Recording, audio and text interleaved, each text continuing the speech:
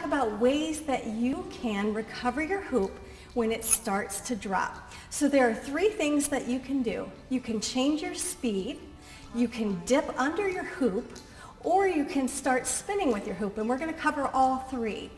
Now the first way is to change your speed. So the first thing I'm going to do is I'm going to let my hoop slow, and as it starts to drop, I'm going to push faster and harder. And your hoop wants to travel on your body wherever the movement is coming from. So as I move my body faster and harder, it's going to travel upward. So let's try that again. We're going to let our hoop slow, and it's going to start to drop, and push harder and faster. And that will bring your hoop up. Now another way that you can do this is to get under your hoop and scoop it back up. So let's let it drop.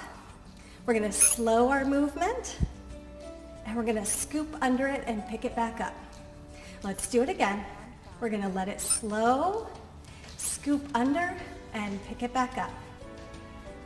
Okay, now we're going to practice the third method, which is turning with our hoop as a method of recovering when your hoop starts to drop. So I'd like you to imagine that you're standing in a big clock. In front of you is 12 o'clock, to the right of you is 3 o'clock, left is 9 o'clock, and behind you is 6 o'clock.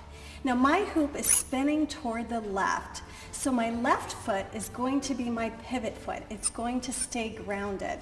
My right foot is going to pivot around the clock and move.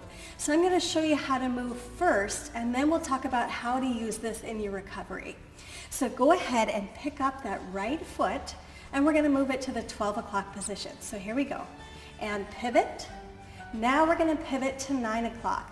Pick up the foot and pivot. We're moving to 6 o'clock. And we're going to move back to 3 o'clock. Good.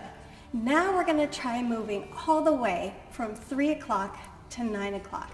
So that right foot is going to pivot all the way. So here we go. Pick up the right foot and spin.